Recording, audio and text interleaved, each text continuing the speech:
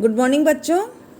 आज का अपना टॉपिक गोपाल कृष्ण गोखले के राजनीतिक विचार को आगे बढ़ाएंगे। इससे पूर्व राजनीतिक विचारों की श्रृंखला में गोखले के अनुसार ब्रिटिश शासन एक ईश्वरीय वरदान है। ब्रिटिश साम्राज्य के अंदर भारत के लिए स्वराज्य की बात कर रहे हैं वो, और भारतीय समस्याओं का एकमात्र समाधान स्वराज्य है और संवैधानिक एवं शांतिपूर्ण साधनों में उन्हें गहरी आस्था है। इन्हीं विचारों को आज अपन आगे बढ़ाएंगे। नेक्स्ट पॉइंट, राजनीतिक विचारों का स्वदेशी का समर्थन और बहिष्कार का विरोध। गोखले स्वदेशी के समर्थक थे। वे इसे एक ऐसा औद्योगिक आंदोलन कहते थे जो राष्ट्र के संपूर्ण जीवन को प्रभावित करता है। स्वदेशी का समर्थन और बहिष्कार का विरोध गोखले के राजनीतिक विचारों का मूल आधार है।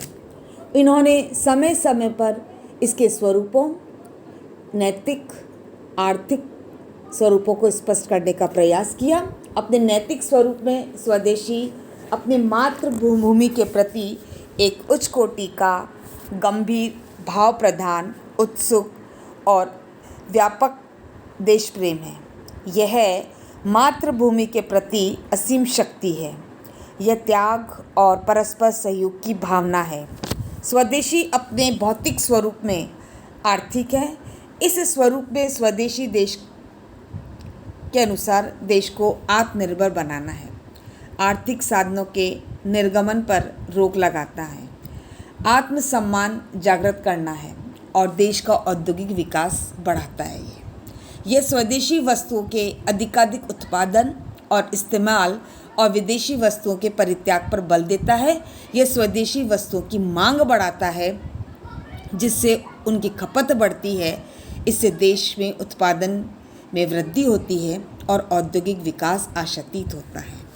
तो इस प्रकार संक्षिप्त में हम कह सकते हैं कि गोखले ने अपने विचारों में स्वदेशी का जबरदस्त समर्थन किया और बहिष्कार का विरोध किया। यानी जो भी चीज़ है वो नैतिक और आर्थिक रूप में स्वदेशी है।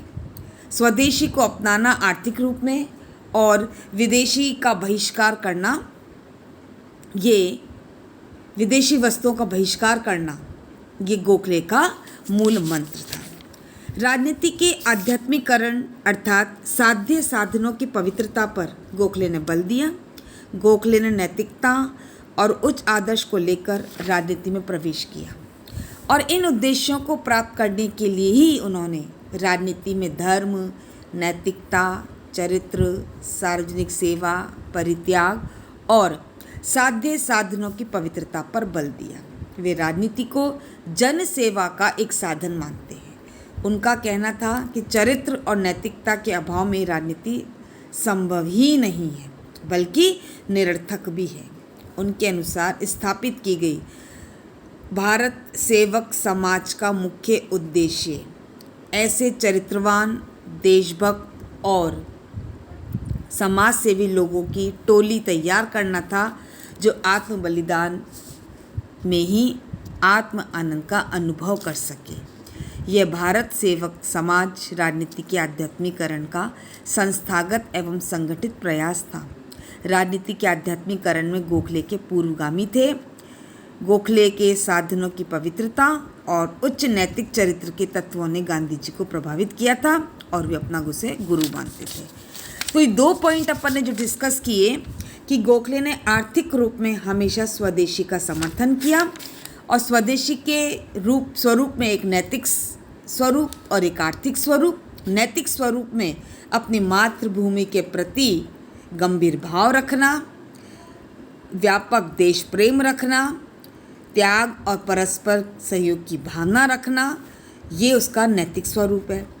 आर्थिक स्वरूप में देश का औद्योगिक विकास करना, स्वदेशी वस्तुओं का अधिकाधिक उत्पादन करना, उनका इस्तेमाल करना और विदेशी वस्तुओं के परित्याग की बात करना। तो इस प्रकार से आर्थिक रूप में स्वदेशी को अपनाना और विदेशी वस्तुओं का बहिष्कार करना, ये गोखले के राजनीतिक विचारों के अंतर्गत आते हैं। राजनीति के आध्यात्मिकरण से तात्पर्य है कि साध्य और साधन दोनों पवित्र होने चाहिए। गोखले का कहना था यदि हमारा जो उद्देश्य है, जो हमारा साध्य है बिल्कुल पवित्र है, तो इस पवित्र उद्देश्य की प्राप्ति के साधन भी पवित्र होने चाहिए। संवैधानिक और शांतिपूर्ण तरीकों से, साधनों से हम अपनी बात को मंगवा सकते हैं। समाज सेवक संघ का मुख्य उद्देश्य ही राजनीतिक आध्यात्मिकरण था। वे इसे एक संस्थागत और संगठित करने का प्रयास था और एक ऐसी टोली तैयार करना था जिससे लोगों में आत्म बलिदान की भावना उत्पन्न की जा सके। राजनीतिक विचारों के इस क्रम में गोखले हिंदू मुस्लिम एकता के प्रबल पक्षधर थे।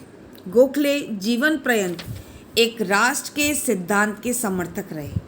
वे भारत की कल्पना एक सजातीय परिवार के रूप में करते थे और इस उद्देश्य की प्राप्ति हेतु वे हिंदू मुस्लिम सामंजस्य और मित्रता के समर्थक थे। वे राष्ट्र निर्माण के लिए भारत की इन दो बड़ी जातियों, दो बड़े धर्मों में एक सहयोगात्मक सहयोग और पारस्परिक विश्वास को आवश्यक समझते थे। उन्होंने कहा था यह भारतीय राजनीति के लिए एक सामान्य सत्य है कि एक राष्ट्र के रूप में भारत का तब तक कोई भविष्य नहीं है जब तक कि सभी सार्वजनिक मामलों में ये दो बड़े समुदायों को एक साथ मिलकर आपस में सहयोग की भावना का विकास नहीं किया जा सकता और उसे स्थायी नहीं बनाया जा सकता। गोखले का कहना था कि एक साथ रहना, एक साथ कष्ट सहना, एक साथ खुशी मनाना, एक प्रकार की आकांक्षाएं रखना ही राष्ट्र का निर्माण है। इस पर भी गोखले राष्ट्रीय राज्य के समर्थक नहीं थे। उनकी राष्ट्रीयता सांस्कृतिक थी और वे प्रासंगिक रूप से राजनीति भी थी। गोखले का विश्वास था कि हिंदुओं और मुसलमानों में मतभेदों को शिक्षा के प्रसार और राष्ट्रीय भावनाओं के विकास के द्वारा दूर किया जा सकता है। इसमें गोखले की जिम्मेवारी अधिक दिखाई देती है क्योंकि वे शिक्षा, धन और संख्या में अधिक थे।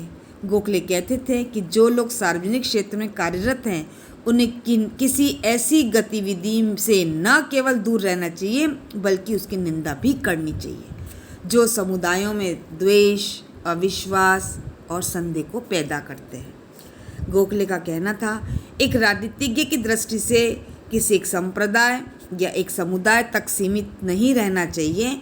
उनकी दृष्टि पूर्ण राष्ट्र और उसके विकास पर केंद्रित होनी चाहिए। इस तरह वे हिंदू मुस्लिम एकता के प्रबल समर्थक के रूप में हमारे सामने, देश के सामने, राष्ट्र के सामने उभर कर आए। तो राजनीतिक विचारों में सबसे इम्पोर्टेंट चीज़ गोखले की कि वे शुरू से ही हिंदू मुस्लिम एकता के पक्षधर थे। उन्होंने हमेशा कहा कि एक राष्ट्र मजबूत तभी बन सकता है जब ये दो बड़े समुदाय मिलजुल कर आपसी सहयोग से देश की उन्नति में अपनी भागीदारिता को निभाएंगे। विकेंद्रीकरण के समर्थन में गोखले का कहना था कि शक्तियों का विकेंद्रीकरण आवश्यक है। वे केवल केंद्रीय और प्रांतीय स्तर पर ही विकेंद्रीकरण नहीं चाहते थे बल्कि जिला स्तर पर भी विकेंद्रीकरण चाहते थे।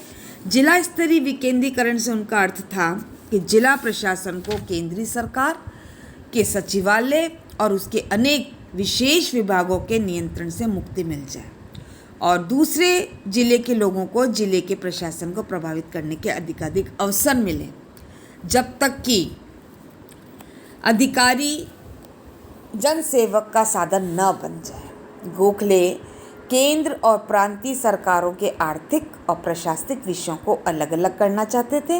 वे प्रांतीय स्तर पर प्रांतीय विधान परिषदों के आकार, उनके निर्वाचन, सदस्यों की संख्या, उनकी शक्तियाँ और विशेषकर बजट पर वाद विवाद की शक्ति में वृद्धि करना चाहते थे। वे प्रांतीय विधान परिषदों के आकार, उनकी सदस्यों की संख्या में वृद्धि और वाद विवाद की शक्तियों में वृद्धि करने की बात करते थे क्योंकि वो इस चीज़ को महसूस कर रहे थे कि जब तक जिला स्तर पर हमें स्वतंत्रता नहीं मिलेगी, हमें कार्य करने का मौका नहीं मिलेगा और जब तक हम ब्रिटेन की सरकार के अधीन काम करेंगे तब तक हमारे अधिकार हमको नहीं मिल पाएंगे। वे जिला स्तर पर स्थानीय स्वशासन की संस्थाओं का विकास करना चाहते थे। गोखले ने हॉब हाउस विकेंद्रीकरण के समक्ष कहा था कि निम्न स्तर पर ग्राम पंचायतों, माध्यमिक स्तर पर जिला परिषदों और शिखर के स्तर पर विधान परिषदों का पुनर्गठन किया जाए। यानी त्रिस्तरीय विकेंद्रीकरण की बात करी। नंबर 1 ग्राम पंचायतों, मिडिल माध्यमिक स्तर पर जिला परिषदों के द्वारा और फिर राज्य स्तर पर विधान परिषदों के पुनर्गठन पर बात करें। इसी क्रम में प्रशासन में भारतीयों की सहभागिता का समर्थन किया। गोखले का कहना था कि भारतीयों को अधिकाधिक संख्या में भारतीय प्रशासन के साथ संबंधित किया जाना चाहिए। वे कहते थे यदि कोई कानून के क्षेत्र में भारतीय उच्च से उच्च पद प्राप्त करने की योग्यता रखते हों तो प्रशासन के अन्य क्षेत्रों और सेना में कमीशन प्राप्त करने की योग्यता और क्षमता भी रखते हैं। यानी प्रशासन के क्षेत्र में भारतीयों की हिस्सेदारी भी होनी चाहिए, ऐसा गोखले का सुझाव है। गोखले भारतीय उच्च संस्थाओं, उच्च सेवाओं के भर्ती के लिए प्रतियोगी परीक्षाओं के इंग्लैंड की ओर भारत में एक साथ करने के पक्ष में थे कि जो भी भारतीय उच्च सेवाएं की भर्ती की जो प्रतियोगी परीक्षाएं हैं उन्हें भारत में एक साथ करने का पक्ष उन्होंने अपना प्रस्तुत किया। पाश्चात्य शिक्षा के समर्थन में उनका कहना था कि पाश्चात्य शिक्षा भारतीयों को स्वतंत्रता, समानता, न्याय और भ्रातृत्व की शिक्षा देने में सहायक सिद्ध होती है और इससे अंधविश्वास, आडंबर, जो पाखंड है उनको समाप्त करने में सहायता मिल सकती है। पाश्चात्य शिक्षा के प्रचार और प्रसार से भारतीयों में ज्ञान विज्ञान के प्रति अभिरुचि उत्पन्न की जा सकती है। यानी कुल मिलाकर क्या निष्कर्ष हुआ कि गोखले पाश्चात्य शिक्षा का समर्थन करते हैं। उनके अनुसार जो अंधविश्वास फैला हुआ है, जो आडंबर फैले हुए हैं और जो व्यक्तियों की स्वतंत्रता, समानता और न्याय की भावना दिखाई नहीं दे रही है, उनको हम पाश्चात्य शिक्षा के द्वारा समाप्त कर सकते हैं। इस प्रकार गोखले द्वारा प्रतिपादित राजनीतिक विचारों में उदारवादी विचार दर्शन की झलक मिलती है। वे सुशासन के प्रशंसक थे परंतु स्वशासन के कायल थे। उन्होंने कहा था सुशासन स्वशासन का स्थान कभी नहीं ले सकता है। तो इस प्रकार 12 जून 1905 में उन्होंने भारत सेवक समाज की स्थापना करी। एक ऐसे व्यक्तियों की टोली तैयार करना जो धार्मिक भावना से प्रेरित होकर मातृभूमि की सेवा के लिए अपना जीवन समर्पित करे और भारतीयों की राष्ट्रीयता की जागृति को फैलाने में सहायता पहुंचाए। भारत के साथ ब्रिटेन के संबंधों को बनाए रखना, ब्रिटिश साम्राज्य के अंदर ही स्वशासन को प्राप्त करना और राजनीतिक आध्यात्मिकरण, ये गोखले के राजनीतिक विचारों को स्पष्ट करते हैं। इन विचारों के द्वारा यदि हम निष्कर्ष रूप में पहुँचें तो गोखले हमेशा ब्रिटेन की शासन व्यवस्था में गहरा विश्वास व्यक्त कर रहे हैं, पाश्चात्य शिक्षा की बात कर रहे हैं और आर्थिक रूप से स्वदेशी को अपनाने की बात कर रहे हैं और आर्थिक रूप से बहिष्कार की नीति की बात कर रहे हैं, राजनीति के आध्यात्मिकरण की बात कर रहे हैं, भारत सेवक समाज की स्थापना की बात कर रहे हैं और एक ऐसी टोली की बात कर रहे हैं जो कि समय पर जनता को जागृत करने का कार्य कर सके। धन्यवाद।